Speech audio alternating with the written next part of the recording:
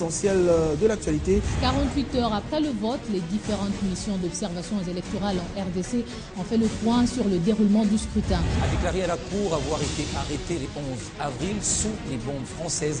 Laurent Gbagbo accuse ainsi la France. Joseph Kabila Kabange, qui va briguer son second mandat à la tête du pays, est un homme avec une histoire et un parcours. Dernières heures à ABC News, le président syrien remet également en cause le bilan de 4000 morts avancé par l'ONU. Fin cette édition du journal, merci de votre fidélité et de nous suivre également sur Internet. La revue de presse est tout de suite.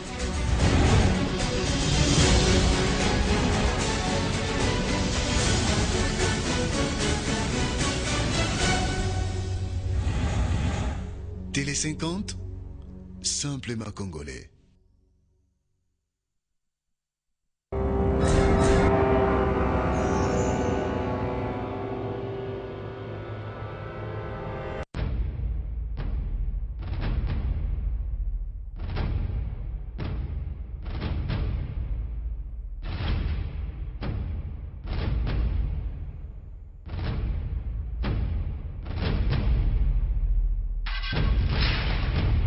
Ce journal vous est offert par la BCDC.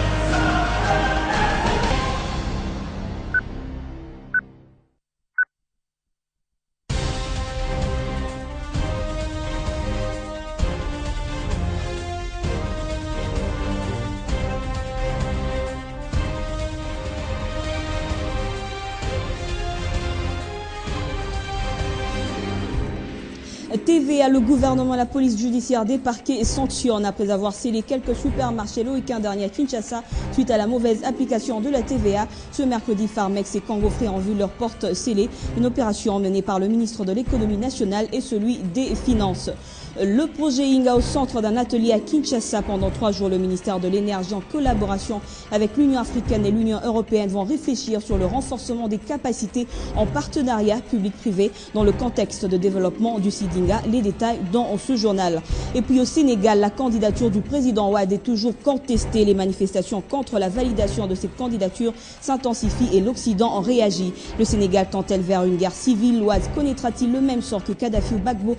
On en parle dans ce journal avec notre invité Jean-Marie Kassamba, analyste politique. Nouvelle édition du journal. Bienvenue à tous sur Télé 50 pour vous informer. On le disait à l'ouverture de ce journal, le gouvernement et la police judiciaire des parquets sanctionnent les commerçants véreux pour leur application abusive de la TVA. Après avoir scellé quelques supermarchés le week-end dernier à Kinshasa, ce mercredi, Farmex et Congo Free ont vu leurs portes scellées. Une opération menée par le ministre de l'économie nationale et celui des finances, Mathieu Kamango. La série continue.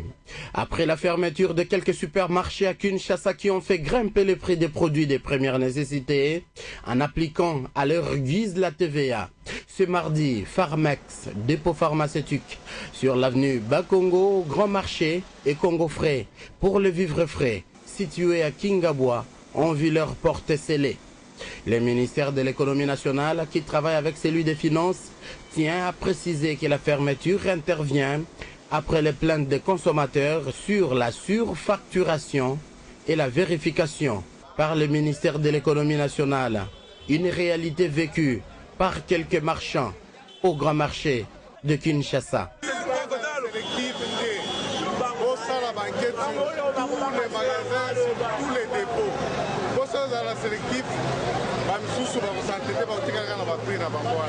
Une activité qui s'étendra en province.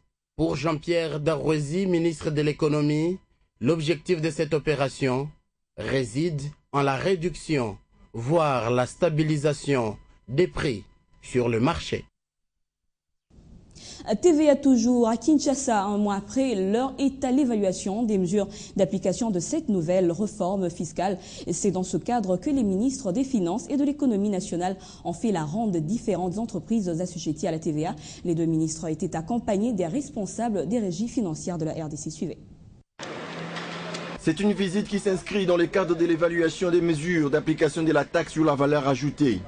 Première étape, Marsavco. Ici, toute la délégation composée du ministre des Finances, Matata Pogno, de l'économie nationale, Jean-Pierre Darouezi, et des représentants des régies financières a échangé avec les responsables de cette entreprise. Donc, chez nous, la TVA n'a pas influencé les prix. La taxe sur la valeur ajoutée ne pose aucun problème, car son application est effective. Chez Hasson et Frères, contrairement à ce qui se rencontre dans la ville, pas de hausse des prix suite à l'application de la TVA. Non, nous on se positionne en baissant le prix dans un moment où tout le monde est en train de spéculer. Parce que nous on a vu, nous on a compris. Les gens disent qu'Hasson Frères a augmenté le prix. Non. Ça peut avoir un autre article, 1 ou 2%, ça peut arriver. Parce que nous, on est en train d'être contrôlés. Il y a une équipe qui est en train de contrôler, ils sont venus chez nous. Le gouvernement congolais a à multiples reprises initié des rencontres dans l'objectif de vulgariser, mais également d'expliciter les biens fondés de cette réforme visant à élargir l'assiette fiscale du pays. Orgaman, connu pour la vente des chinchards et poulets, n'est pas resté en marge de cette ronde. Ici, même les grossistes témoignent qu'aucun changement par rapport au prix n'a été observé. Les Indo-Pakistanais et autres Libanais sont pointés du doigt concernant la mauvaise application de la TVA. Bazali belé importateur bazali belé bino moko bokota bokomonda ba prix na bango nde baosala ndeti ogamani prix le lapesi biso ya soso boke na ba maison mosusu botali ba prix na bango basoso bokomonda ndenge ezali ata siko nde boya boke na ba prix mosusu cher akosakana te toyebi te soki kaka TV yango eza kaka na ogamani mpe na biso bamama chambre froide. Pain Victoire dans la commune de Lingwala et Mino Kongo Angaliema ont constitué les deux dernières étapes de cette visite d'inspection. Beaucoup de vagues, dans un sens comme dans un autre. Et vous avez suivi des accusations de toute nature indiquant que la TVA a amené l'augmentation des prix. Pour que vous puissiez écouter la façon dont la TVA est appliquée. Pour que vous puissiez entendre de la voix de ceux qui vendent en dernier lieu le pain, la tomate, les mpiodi, les poulets. Quel est l'impact de la TVA? Pour les 2 dernières semaines, effectivement, les prix sont en train de baisser parce que les taux d'inflation nationaux pour les 2 dernières semaines sont négatifs. Gouvernement et d'autres parties impliquées s'activent à faire respecter la TVA qui, en principe, ne doit pas être superposée à l'ICA. Des mesures disciplinaires ont été déjà prises, supermarchés et autres boutiques ont été tout simplement scellés, en attendant les principes de la révision de la loi budgétaire de la rentrée parlementaire prochaine. Et à propos des législatives, sachez que la Cour suprême de justice a déjà reçu 20 recours pour contestation des résultats. Le greffe de la Haute Cour l'a fait savoir mardi à Kinshasa. Pour rappel, la loi électorale impose un délai de 2 mois pour régler les contentieux électoraux. Le greffe s'est par ailleurs refusé à tout commentaire au sujet de l'annulation demandée par la CENI des scrutins dans certaines circonscriptions où des graves irrégularités avaient été enregistrées. On le disait également en titre, le projet Inga au centre d'un atelier ouvert ce mercredi à Kinshasa. Cet atelier de 3 jours organisé par le ministère de l'Énergie en collaboration avec l'Union africaine et l'Union européenne est axé sur le renforcement des capacités en partenariat public-privé dans le contexte de développement du site d'Inga. Il y a des éléments dans la concession. La première journée de cet atelier était en grande partie pédagogique pour ces experts de l'Union africaine qui, pendant 3 jours, vont devoir expliquer tous les aspects financiers que doit contenir un projet de grande envergure comme celui d'Inga. Objectif, contribuer au développement des compétences nécessaires en matière de projets hydro-privés au ministère de l'Énergie de la RDC, de même qu'à d'autres ministères également impliqués dans la réalisation du projet Inga. Un projet très ambitieux qui pourra in fine profiter non seulement à la RDC, mais aussi l'Afrique tout entière au regard de son utilité dans le domaine surtout industriel. Dans le cadre de sa stratégie de promotion de l'hydroélectricité, dénommée Initiative Hydro 2020, l'Union africaine compte s'investir dans les projets tels que Kakobola, Katende, déjà en cours de matérialisation en RDC. Émergence de l'économie nationale congolaise d'ici 2016, eh bien, des assises se sont ouvertes ce mercredi à Kinshasa sur les travaux des journées nationales des petites et moyennes entreprises et des petites et moyennes industries congolaises. Louis Koya-Diallo, vice-premier ministre et ministre des PTT, a procédé à l'ouverture officielle de ces assises. Guy Luzamba était présent pour le camp de Télé 50. Ouvert sous les thèmes « Place des petites et moyennes entreprises dans les stratégies du développement de la RDC », ces assises ont pour objectif principal le diagnostic des différents obstacles qui freinent l'épanouissement des petites et moyennes entreprises PME, mais également des petites et moyennes industries PMI, en vue d'arrêter des stratégies susceptibles de relever le défi du redressement de la consolidation de l'économie congolaise. La petite et moyenne entreprise et la petite et moyenne industrie. Le champ est vaste dans notre pays, mais nous n'avons pas encore organisé comme il se doit pour que ces petites et moyennes entreprises et ces petites et moyennes industries contribuent à l'éclosion de l'économie.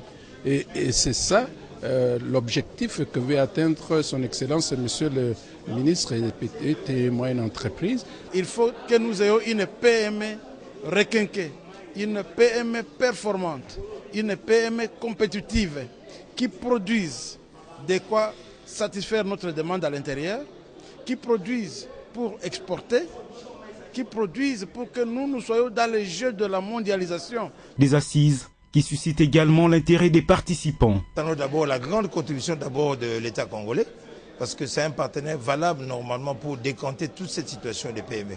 Vous le savez bien que le coma a longuement déjà duré. Les PME sont vraiment dans le coma. Et le nouveau ministre l'a si bien dit. Et je crois qu'aujourd'hui, si nous appliquons les textes légaux, nous appliquons ce qui est prévu pour les PME, je pense que c'est déjà un bel élan et un bon début pour ce qui est de la relance de l'économie et ainsi plus particulièrement pour les PME. Durant 3 jours, les participants issus du monde politique, économique et des affaires auront aussi à réfléchir sur la redynamisation des PME en vue de faire de la RDC d'ici 2016 un pays émergent. Sachez également que le gouvernement congolais, par l'entremise du comité directeur de l'Office national du café, a signé à New Delhi, capitale de l'Inde, un protocole d'accord sur l'exportation et l'importation du café Robusta. Ce protocole d'accord entre donc dans le cadre de la lutte contre la fraude du café. Grâce à Limbo pour plus de précisions. La signature de ce protocole d'accord est le fruit du dynamisme du gouvernement congolais, relayé par le comité dirigeant de l'Office national du café. Durant une année, de pourparlers ont eu lieu pour trouver une solution au désir tant exprimé par le producteur du café lors de la table ronde tenue à Butembo dans la province du Nord Kivu. Ces protocoles d'accord entrent donc dans le cadre de la lutte contre la fraude du café. La société indienne ITS importera désormais le café Robusta de la RDC dans le cadre de la coopération RDC-Inde. Le café Robusta est l'un des cafés de première qualité dans le monde. Signalons par ailleurs qu'un arrêté ministériel a été signé pour la nouvelle nomenclature du café Robusta de la RDC. Pour rappel, l'Office national du café a été primé parmi les 5 producteurs du café à Nairobi en 2011.